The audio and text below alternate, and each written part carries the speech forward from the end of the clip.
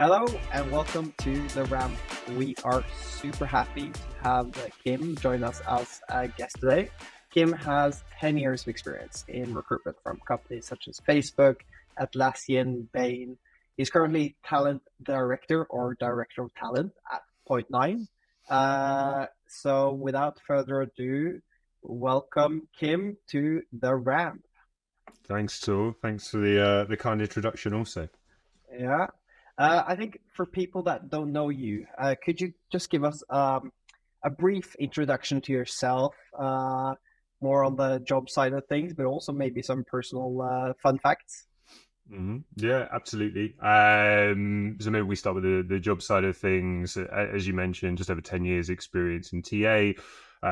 Started my journey typically, as most do, I think, falling into kind of the agency world and, got a real buzz for it, but realized that I was super transparently terrible at the new business side of things, but loved the sourcing side of things, right? And so was like, where can I go and get those elements without those elements? And that was internal. So made that move. I think it was just after a year or so of being an agency. Went to a marketing agency, spent a few years there, which is like a great learning curve for me because they're generally quite chaotic environments. They're client driven. And then after that, went to what was Facebook at the time, obviously now Meta, to build their initial product design and analytics teams, or help on the sourcing side of that. Post that, went traveling, fundamentally went around Southeast Asia for about 6 months or so, came back and decided to do consulting and did that for the following kind of 5 or 6 years, mainly just kind of to see a lot of different environments and figure out kind of what was next for me, and was just enjoying it, getting some great challenges and solving some, interesting problems. And after a long period of doing that, decided that I was a grown up and it was time to settle down, and found a perm gig that I went to, which was a Blossom, which is a VC based in London, focused on Series A. Spent around a year there, loved it, had a great experience there, but equally realized that actually kind of got the bug for earlier stage. And, that's where I ended up at Point Nine, joined the team here, and here I am ever since. Fantastic. Interesting journey. So for us not in the VC space, could you elaborate a bit more about what does a talent director at a VC do, and what does your day-to-day look like?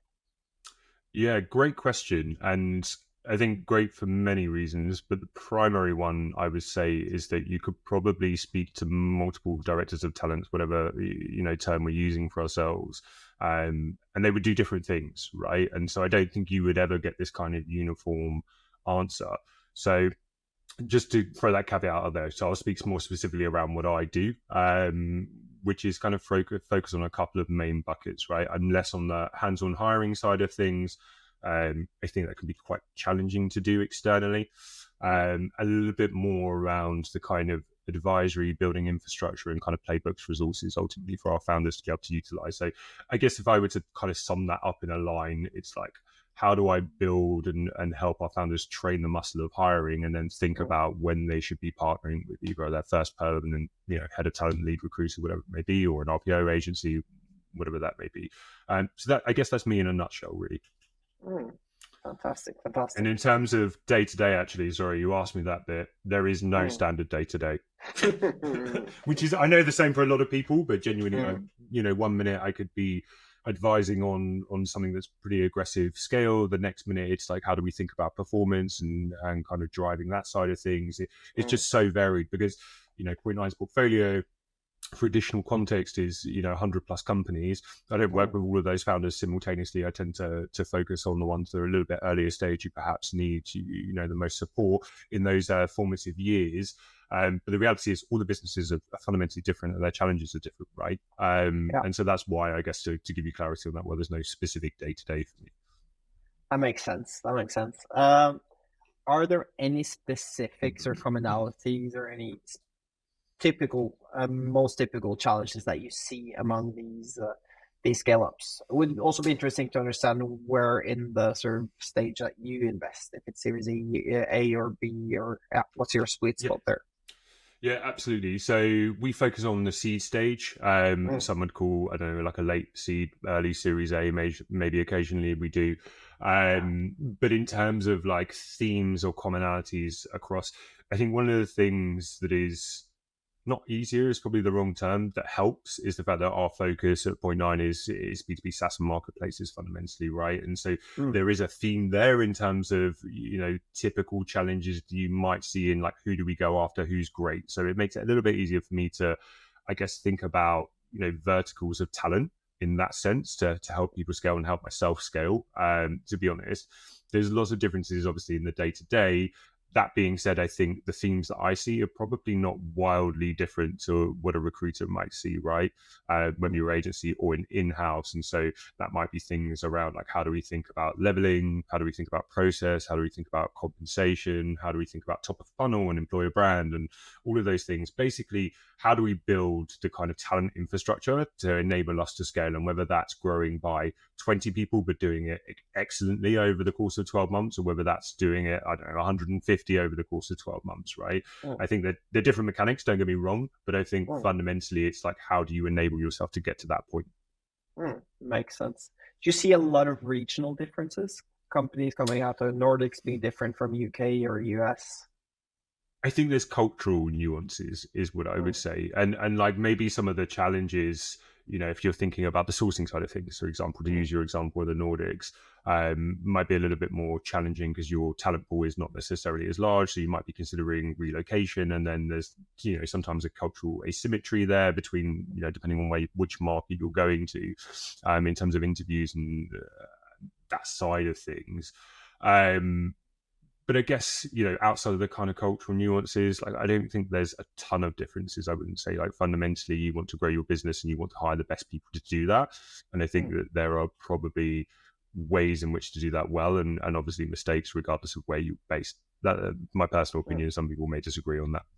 Yeah, makes sense. What about timing wise? I assume the advice you give now might be very different than, I don't know, 12, 18 months ago, regarding the aggressiveness of the hiring roadmap, or I don't know. There's at least a clear sentiment in the market now with the path to profitability. And if you're investing in seed, that's of course a different phase, but at the same time, seeing a lot of more conservative hiring roadmaps these days.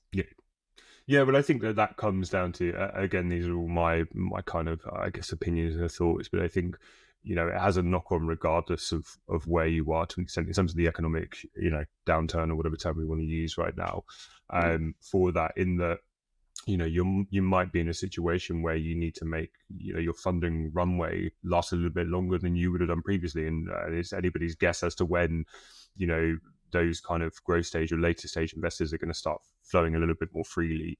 There's a lot of analysis at the moment on the deployment of funds from VCs, and I think seed is, by and large okay at the moment, but definitely has a knock on, and that means you have to be a little bit more sensible with how you build your hiring plan. Now, I think, in terms of the kind of Point Nine viewpoint on this, I think we never necessarily encouraged, to my knowledge, like that kind of growth at all costs, hyper growth mentality. I think it's always been relatively considered, right? And that comes from the experience of understanding that actually you don't have a ton of stuff figured out at the seed stage. So you probably do need to be mindful of that, because you will get some things right, you'll get some things wrong, and that works for the people that you hire as well. So I guess to kind of answer your question, I think at the seed stage, the hiring planning basically is a little bit more incremental, a little bit slower. As an example, maybe previously you would have gone a little bit more gung-ho with hiring your first kind of go-to-market sales team. Maybe actually now founders are doing a bit of more founder-led sales, and then starting to think, actually, now we've got this working, now it's the right time to invest in that function, rather than kind of throwing caution to the wind because you could afford to do so. So I think those are some of the kind of nuances that I see in the market, I guess. That makes sense. And if you were to, or if I were to come to you, let's say Point Nine has invested in my company, fingers crossed, I don't know. We're past the seed stage, I believe, but anyhow. Let's say I'm a founder listening to this podcast, I'm looking for the seed investment, and Point Nine checks my boxes and vice versa, and then you come into the room and advise me as a founder.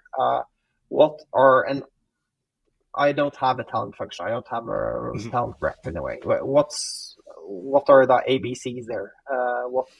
Where should I start? It's a big question. I think the way that I approach that, certainly when we think about onboarding our investments and getting closer to them and helping, I do a bit of a talent audit. To be honest with you, so there are certain buckets that I kind of look at that I think are fundamental to be building good talent infrastructure. You'll probably hear me use that term quite a lot throughout this conversation. But it's like, do you have structured interviews in place? There's some of the stuff that I was talking about earlier, right? Do you have like proper feedback loops? Do you know how to write feedback and how to interview? You've got to remember, I think there is an assumption sometimes on that point, not to digress too much, but there's an assumption that founders know how to hire. And actually sometimes founders are, one, first-time founders, and two, might be kind of their second job that they've gone and started a company that's great, right? I think great founders are always open to that kind of coaching and take it, certainly in my experience. So doing that talent audit is the first thing, like what's working, what's not working. I guess that's how I approach it. But to, I guess, answer your question a little bit more explicitly, I think it's understanding like what are the key things that equate to us being able to hire well or not, right? And I think I touched on those again earlier. Like, do you have like a good idea of what leveling should look like? Is your hiring plan actually accurate and the pacing of it accurate? So like, how are you thinking about sequencing those hires? I touched on a second ago, that first sales hire, actually maybe that comes later rather than kind of nearer term, for example. Then there's, a little bit of work around the mechanics of like, how's your feedback loop set up? Like, what's the experience look like? And then there are some things that I think I probably personally backload a little bit, because usually you're keen to get going and make the hires, but you need to start thinking about, for example, employer brand. How does that play out so that you're not continuously chasing and sourcing the top of funnel, and you actually get some kind of organic traction? And I guess that's one of the things that I've seen shift a little bit, and you suspect you have as well. But I think, for the past kind of 10 or so years, you've had to really go out and source people and find people and work hard to get them to leave their roles, right? And we're, currently in a market where lots of people, unfortunately, have been laid off and they're looking for roles. And actually, it's kind of flipped, right? Rather than necessarily having to be sourcing driven, you're kind of mad if you're not actually putting applications out. Whereas before, I'm not saying it was a waste of time, but it wasn't necessarily the greatest ROI. So those are, I guess, at a high level, those are some of the things that I would think about. But if I were just to summarize there a little bit, like really go over your hiring plan and think about that and the sequencing of when you're going to hire and who you're going to hire. Really think about how you're going to interview to assess those people, and make sure that you've got the skills within your team to actually assess those people properly, or reach out to people who can support you on that front. And then I think the last thing, and again, people may disagree with me here, but I think like having a good compensation philosophy, because I think one of the mistakes that I've certainly seen early founders make is just like, pay what we need to pay to get this person in. And then you end up with just this nightmare of a situation where comp is all over the place. You then try and formulate some form of comp, and it's like very difficult to kind of organize, and you're just creating fundamentally like people debt there for somebody to clean up later on. And also a last thing I would say as well is, I think, sometimes you can see founders who don't necessarily want to do the hiring themselves, which is fine, and I understand it, but I do think that there is a lot of value in training that muscle, right? Because then I think it makes you kind of more aware when you're working with a great partner, for example, like an RPO, or if you're looking to hire someone, like you understand the problems and kind of you have a better idea of what great looks like or what the challenges would be for your business specifically. So don't shy away from that, I guess would be my final thought on that question. Point 9 is famous for your napkin, the investment napkin,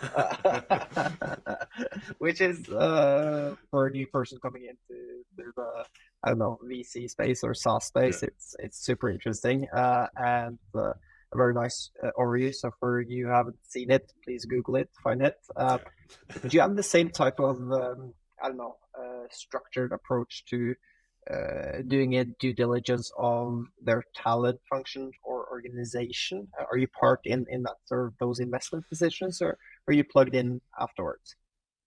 I do less of the due diligence side of things, like pre-investment. I would say it's more post-investment, right? Like the team has been around for quite some time, and I think have a pretty good reputation. And actually, I would say like have a very good sense for talent themselves. So they don't necessarily need, that's not to say that, my opinion isn't asked, obviously, but it's not necessarily weighted in that decision-making process, transparently. So I'd say most of my work kind of happens after, and I don't think that there's a way, or I would say it's difficult to kind of bucket it in the same way as those metrics on the napkin from a talent perspective, because, people are a little bit more nuanced than kind of financial metrics or PMF and things like that. Well, PMF is quite nuanced, but you know what I mean. That makes sense. You tapped a bit into employer branding. So if you're a founder at the seed stage, you want to get bang for your buck. What are those activities or the tactics that you would apply to drive the employer branding side of things? Yeah, I think there's a number, right? And I think actually it's kind of a case of what I would generally suggest is kind of go back to basics on things. Like, nothing that I'm going to say here is going to be revolutionary, right? Or change people's lives, unfortunately. But if you're an engineering orientated company, like writing blog posts or making videos about what you're actually building, what are the challenges that you're solving, those are the sorts of things that you can kind of refer to maybe in your outreach as a founder or as a recruiter, whoever it may be. So building content that gives people context of like, what are the challenges and why should I be interested in your business? So I guess fundamentally, some of the things that you could be thinking about, the careers page, for sure, a shiny careers page is nice. And if you've got all the detail on it, should it be something that you prioritize at like literally just post seed investment? Yes, to an extent, to be able to manage things, but like, you don't need a super shiny careers page, in my opinion. I think being able to direct potential candidates to content that's going to inform them and on why they should be excited about your business is far higher value. So those are kind of some of the key things, like that information that you can provide. And then I think if we're talking about, employer brand, one of the things that people do, or one of the things that I see people do a lot, is kind of skip over what it means for their business, what they are actually selling to a candidate, right? And they just go, well, this employer brand's cool, and they like try and lift and shift, and it's like, fundamentally, that employer brand, the EVP and all of that kind of stuff, it underpins, why it's your differentiator, right? Or it should be, at least in some form, your differentiator. And if that's your plan, it's one, it's a little bit lazy, or two, maybe like lacking knowledge in how to do that kind of stuff. So I guess what I'm trying to say is, don't do that, get ideas, but don't just like try and lift and shift a company's culture into yours. And think about where you were different and where actually candidates really get exciting, and speak to marketing people as well. Like, I think, fundamentally what we do is part marketing, part sales, and, other things as well thrown into the mix. But too often, I see a founder and they're thinking about, how do we build out our employer brand? And they've got a marketing person sat in the business they've never gone and spoken to about this. And it's like, that's quite literally what that person does on a company level for you. Like, speak to them, get ideas, they'll help you. So I guess those are some of the things that I would suggest people do. Yeah. Very good. If I don't know about confidentiality here, but if you can share, could you share an example of a portfolio company or a company that inspired you on that really nailed talent acquisition, and anything from employer branding to recruitment, where you just sort of their approach just stood out? Yeah. So there's definitely a few. Like, I can think of companies that I've worked for in the past, and also companies in the portfolio, right? And so let's talk portfolio. There's no secret. I'm a big fan of the Instant team, for example, and I think the way that they approach that is super interesting. And there's a couple of things there on why I speak about them specifically. I think from the employer brand side of things, like they've gone a little bit more guerrilla on how they approach things. Like, it's quite common for their employees to post pretty frequently. I can't remember what it is. They allow the staff to write for a certain amount of period a month, and that's with the view to posting that out. And it's not just from a talent person pushing content out, which I think is still good, but it's actually giving you a little bit of insight into the culture. It's a little bit jokey, and it kind of stops people sometimes. And let's say on a LinkedIn feed, and they'll say, "Who is this company? That's interesting." So I think that's really cool. They also have a tendency to like tag people in who you'd be working with. Again, an old trick, but there's no harm in doing it. And then in terms of like the actual mechanics, the infrastructure side of things, I think they thought quite deeply about how they set up their processes, how they assess the candidate experience, the quality of hire, and they're quite mindful of those things, right? And I think that's because the founders over there know that in order to build a category defining business, you need top level talent. And so actually as a founder and your leadership team, you should be investing a lot of time into that specifically. So I guess they're one of the businesses that I would call out. And then from my own personal work experiences outside the portfolio, I think Nubank probably did some of the most interesting work at a company for a big, large scale company that I've seen. And that would be down to things like personalized video messages to candidates from founders, right? Which is just like not necessarily heard of, to thinking about how actually they can hire remotely, or do they want to relocate people and build a hub? And they just did some really interesting things. Like look them up without me going into the ins and outs of everything that they did. I think you'll get a sense for their culture. It just really shines through with what they do. Cool. And back to the example, I'm obsessing about this sort of seed founder looking to meet you, Kim, and getting your advice. But let's say that the founder decides to hire a talent person, like the first person to, I don't know, head up talent or be the first TA. What's the ideal profile, or what have you seen that has been working? That is a tough question for many reasons, right? I'll try not to be too long-winded about my answer. But I think the first thing you need to ask yourself as a founder is like actually differentiating, what does it mean to be a head of talent, a lead talent person, right? Talent's quite ambiguous. Are you talking about needing someone more on the people ops side, or are you talking about, I'm going to be growing, I need to hire someone? And I think people ops people will probably kill me for saying this, but I think TA people can lean into some of the lighter weight people ops stuff easier than people ops people can lean into the hiring side of things. Like that, again, that's like a very personal opinion, but it's something that I've just seen, to be honest with you, in the past. So anyway, answering that question, am I looking to retain, get the best out of my staff, or am I looking to grow aggressively and actually just need some kind of operational things to help me?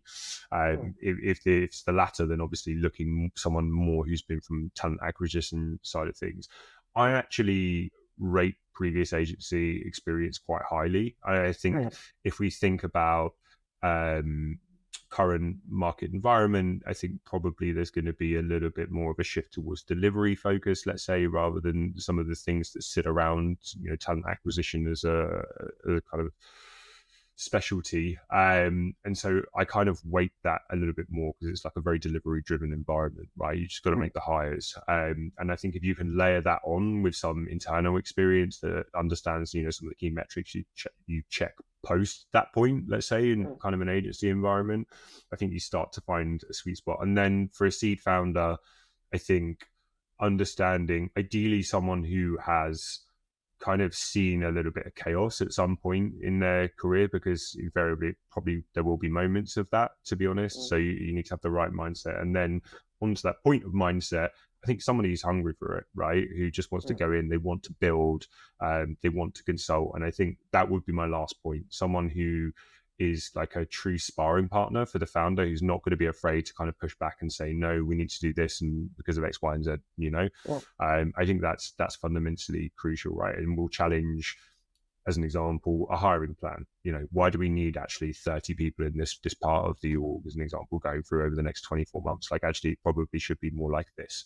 And those things I think are super valuable for a founder, because there's an assumption that, because they're a founder, they know about everything. And actually good founders know that they need to hire great expertise in. So I guess that those are some of the things. If there's domain experience, great. But like the core things are like, they understand fundamentally what the mechanics of the job are, and then can layer in some extra experiences and be a sparring partner for you.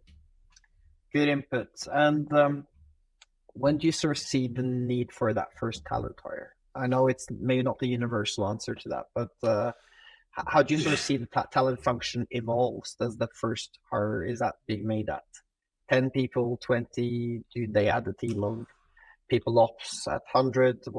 You've seen a lot of companies grow, so what's your take on that?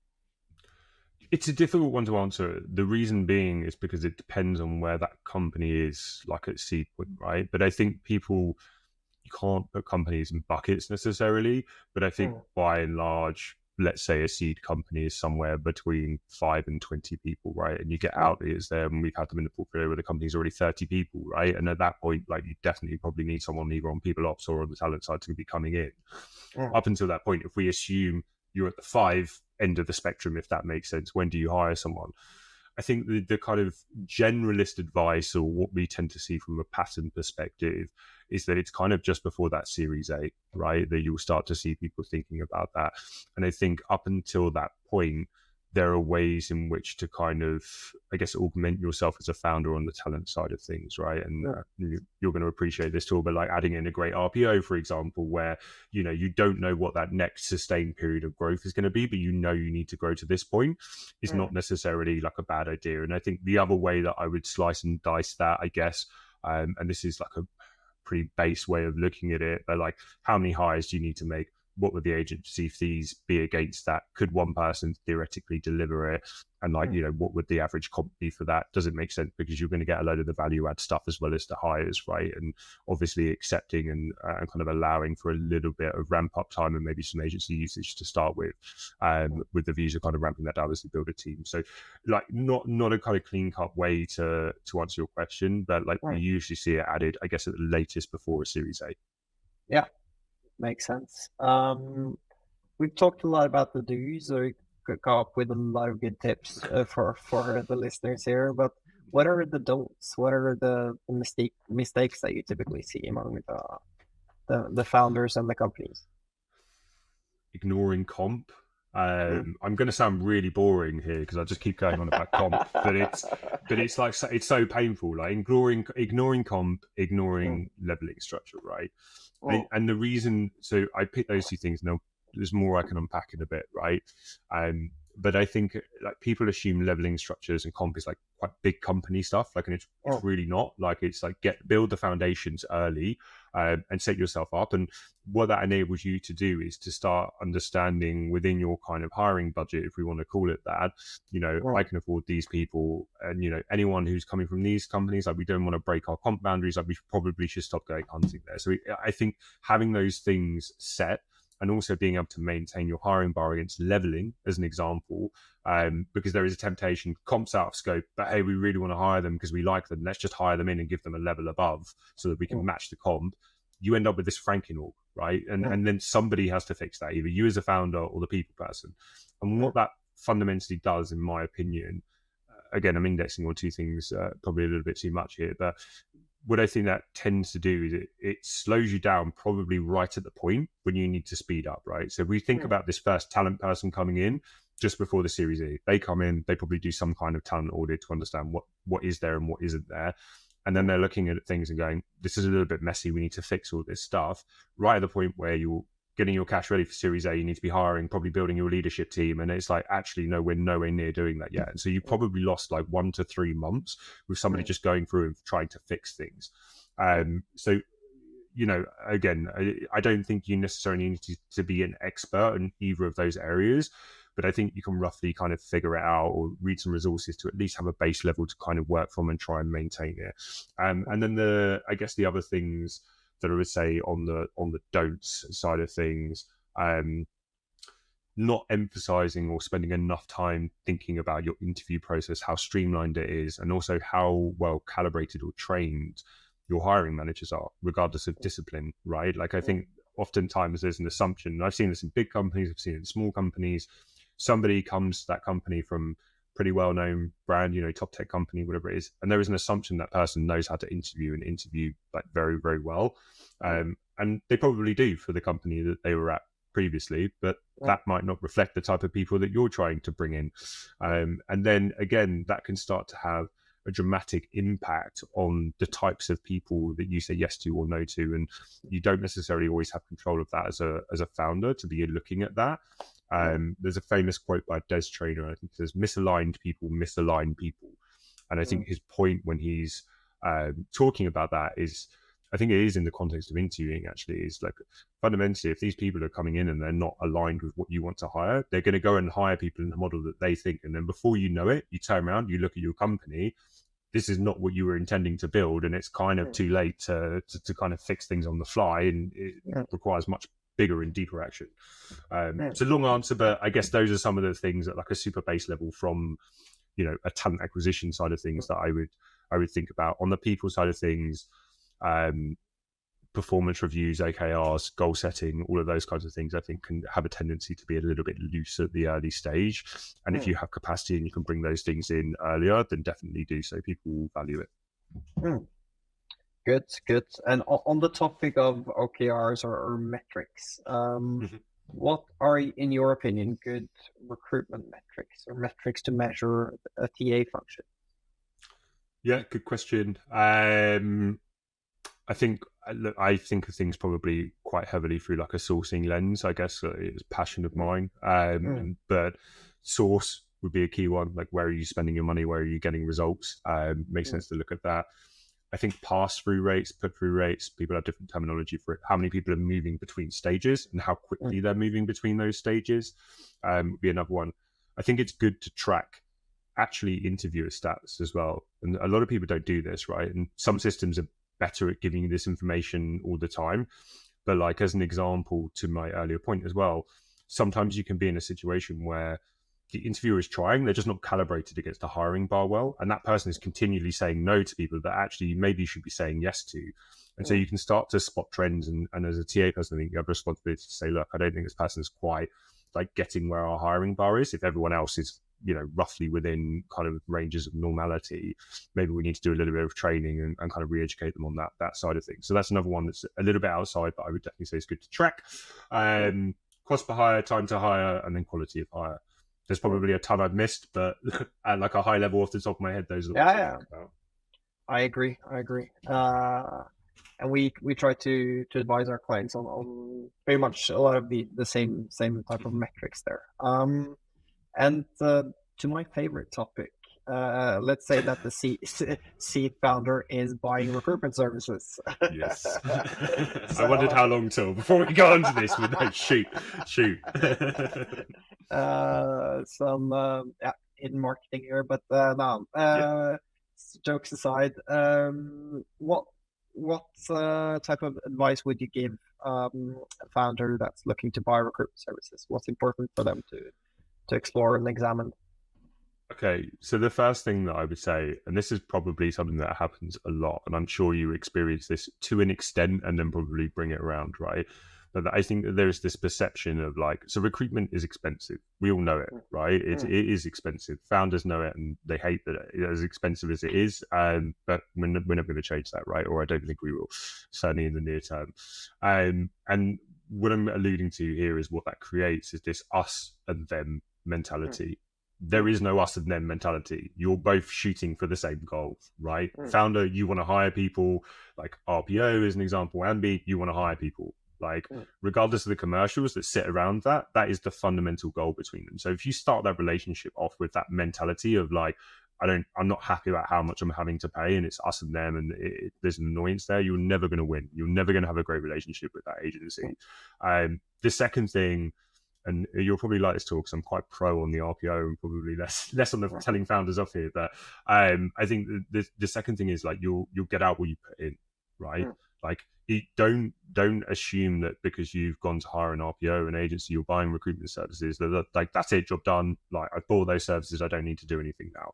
Like, that is not how it works. Like, the more you put in, the more time you give whoever that is, whoever that service provider is that you're working with, the more value that they will get out, the more accurate they will become with sourcing, the less interviews you'll have to do, and so on and so forth, right? So I think about it as a long-term partnership, I guess, would be a key thing that I would say, and work closely. And the reality is, if you have a great relationship with that service provider, whoever it may be, that's hopefully going to turn into a long-term partnership, and you'll be in a situation where, you know, you can go to those people when you're not engaged with them to say, hey, I'm thinking about this, what do you think, right? And start to get these little bits of insights and help. And I think just foundationally, like, that's really important, and just something that I see as a bit of a challenge. And then I guess the last thing that I would say is take their advice. Mm. Like if somebody's telling you something and they want to hire and you want to hire, they're probably not just making excuses. They're probably trying to coach you and give you some insight on the market, whatever it may be. So like, listen, I guess you will learn. These people do this day in, day out. A founder is building that muscle. So it sounds very heavy bias towards the RPO side or the agency side, I guess. But I think those are some of the things that I see as challenges, and it's usually rarely on the supplier side and usually on the buyer side that I see friction. Makes sense. No, but really, really good thoughts, and I do agree on the RPO side of things. No shocker there, but I think it's sort of preventing the polarized approach and having finding options for mutual gain and steering in the same direction. I think that's it's a no-brainer. Get refs as well. That would be the other thing I say. Good firms will be happy to provide you with references. Say, go and speak to this founder, tell them about the experience. So like that would be the other thing to say. Sorry, just I forgot to add there. Yeah. Oh, good points. All right. There is no podcast without addressing a hype. So Chat GPT. And all of these sort of no code platforms, we have ChatGPT. There's a lot of stuff happening that's making, especially software development, easier, more efficient. How do you see sort of the developer market progress in the future? Do you think there will be a decrease in the need for developers or different profiles, or what's your thoughts there? I think there will. Maybe we'll look back on this and it won't age well, but I think there will be. I think people have written articles on this and stuff, and I think we're in what do they call it? The fourth industrial revolution, I think it's referred to as. And I think all industries are going to be disrupted by this technology, right? To what extent and how long? Like that, I think that's hard. How long will it take? Sorry, I think that's harder to quantify. But fundamentally, if you're a business owner and you can find a way to hire people who can do more with less, and as we were discussing earlier, your runway is super important. Extending that is important. Like, why are you not going to take that route? You kind of be mad not to, right? To a certain extent. I think roles will change, but I do think that there'll be a bit of a decrease. Yes, certainly for like the tech world. Makes sense. And for ChatGPT, have you found any good use cases for recruitment? Yeah, people are doing a ton of crazy stuff like that.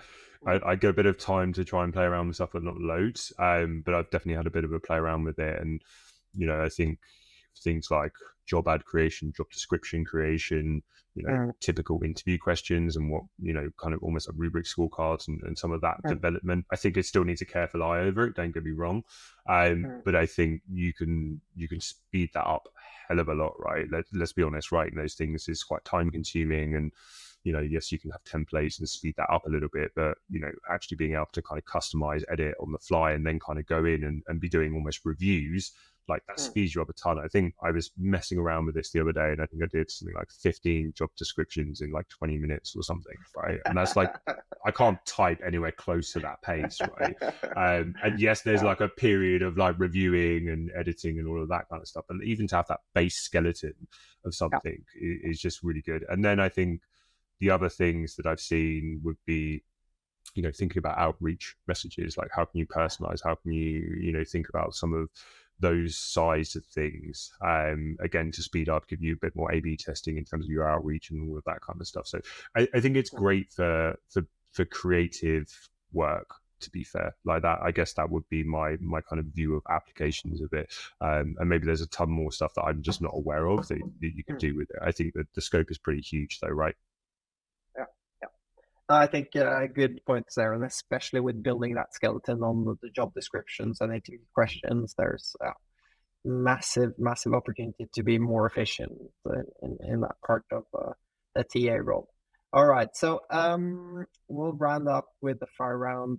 Kim, just some quick questions, quick answers. So let's jump to it. First question: what's the best part of your job?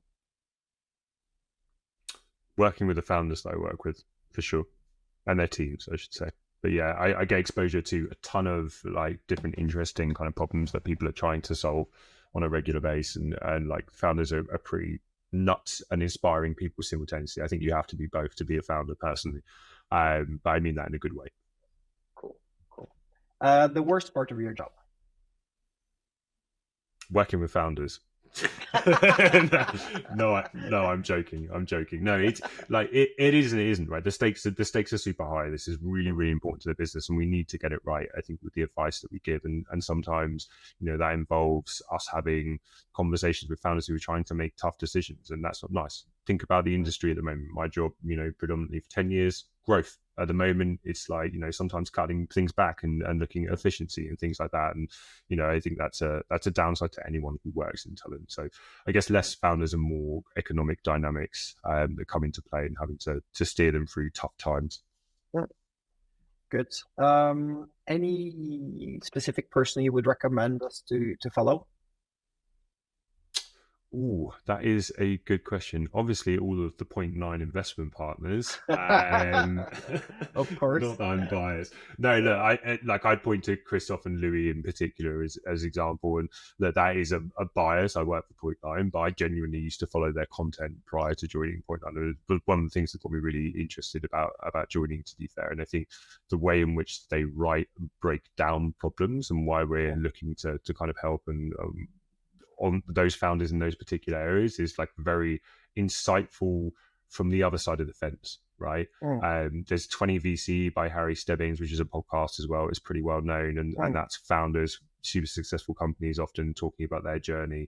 I think those things they're less talent orientated. I think people do a better job at listing off talent podcasts and blogs and things like that.